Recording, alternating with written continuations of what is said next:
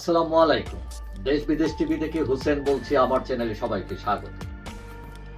জাতীয় পার্টি একসময় ক্ষমতায় ছিল এবং সেনা শাসক এরশাদ ক্ষমতায় যেভাবে আসছিলেন এটা অনেক সমালোচিত, এবং 90 যে স্বৈরাচার বিরোধী আন্দোলনে তার সরকারের পতন হয়, এবং এই পতনের পর অনেকে ভেবেছিলেন যে জাতীয় পার্টি আর দাঁড়াতে পারবে না, কিন্তু তারা পরে আবার উঠে দাঁড়ায় এবং পরবর্তীতে অনেকগুলো নির্বাচনে এই জাতীয় পার্টি আওয়ামী লীগের সাথে ছিল।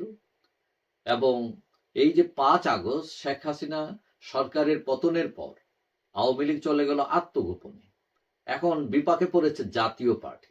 জাতীয় পার্টি তখন ভাবছিল যে ঠিক আছে, আওয়ামী লীগ চলে গেলে আমরা তো আছি, এবং ইউনূস সরকার তাদেরকে প্রথমে মিটিংও ডাকছিল, এবং পরে দেখা যায় তারাও মানে সরকার যখন ডাকছে ডক্টর ইউনূস, তারা মনে করছিল যে ঠিক আছে, এখন তো আমরা আমাদেরকে অ্যাকসেপ্ট করে ফেলছে, এবং সেইটা বুঝে তারা শেখ হাসিনার সাথেও তারা সুর বদলায় ফেলে। তারা শেখ হাসিনা সাথে এতদিন ছিল, গভর্নমেন্টে ছিল, সুযোগ সুবিধা নিয়েছে, এখন সুর বদলায় তারা তখন শেখ হাসিনার বিচার দাবি করে বসছে।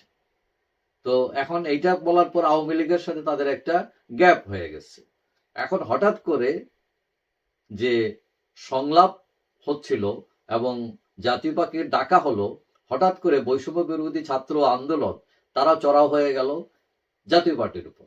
তাদের অফিসে হামলা করলো, আগুন দিল, এবং তারা বলল এরা হচ্ছে জাতীয় পার্টি হচ্ছে স্বৈরাচারের দোসর, এদেরকে মাঠে নামতে দেওয়া যাবে না।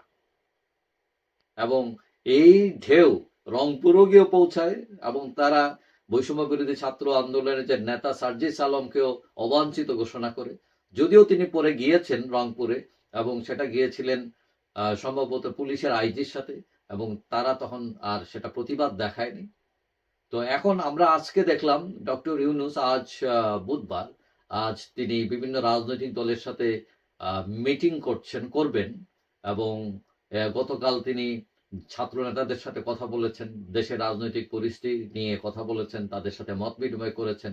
আজকে ডক্টর খন্দকার মোশাররফ হোসেনের নেতৃত্বে বিএনপির 5 সদস্য বিশিষ্ট কমিটি যাবে তার সাথে আলোচনার জন্য, এবং ডাক্তার শফিকুর রহমানের নেতৃত্বে জামাতে ইসলাম যাবে। কিন্তু জাপাকে ডাকা হয়নি এখনো, জাতীয় পার্টিকে। এবং জাতীয় পার্টির নেতা মুজিবুল হক চুন্নু বলছেন তারা কোনো আমন্ত্রণ পত্র পাননি, ডাক পাননি, এবং ডাক ছাড়া তারা যান কি করে। অর্থাৎ জাপা অনেকটা বিপাকে পড়ে গেছে। মানে এইদিকে সরকার ডাকছে না, বিএনপি জামাত ডাকছে না, আওয়ামী লীগের সাথে মানে তাদের কোনো যোগাযোগ নেই, একটা গ্যাপ হয়েছে। সুতরাং অনেকটা অসহায় অবস্থায় আছে তারা।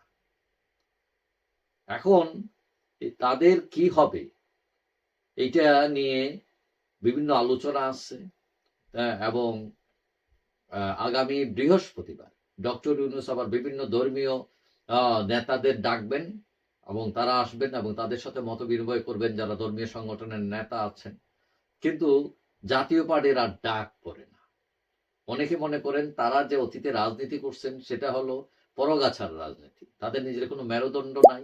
শেখ হাসিনার আমলেও তারা একবার বলেন তারা নির্বাচনে যাবেন না, আবার যান, বিভিন্ন ধরনের খেলা খেলেন। তারপর অনেকে মনে করেন যে জিএম কাদের সাহেব, যিনি এরশাদের ভাই, এরশাদ সাহেবও এরকম এক একবার এক এক কথা বলছেন, তার ভাইও ঠিক একই স্টাইলে রাজনীতি করছেন, এবং এইরকম মানে ওই পরগাছার রাজনীতি, মেরুদণ্ডহীন রাজনীতি করলে মানে রাজনীতি টিকে থাকা দায় হয়ে যাবে। এবং অনেকে মনে করেন ভবিষ্যতে এরা মুসলিম লীগের মতো রাজনীতি পার্টি হয়ে যেতে পারে। যাই হোক, দেখা যাক ভবিষ্যৎ কি দেখা দেয়, তারা আবার নতুন ভাবে সংগঠিত হয়ে আবার সঠিক পথে আসে কিনা, এটাও একটা বিষয়। এখনো পথ হয়তো খোলা আছে। যাই হোক, সবাই ভালো থাকবেন। আশা করি দেখা হবে অন্য কোনো ভিডিওতে ইনশাআল্লাহ। আল্লাহ।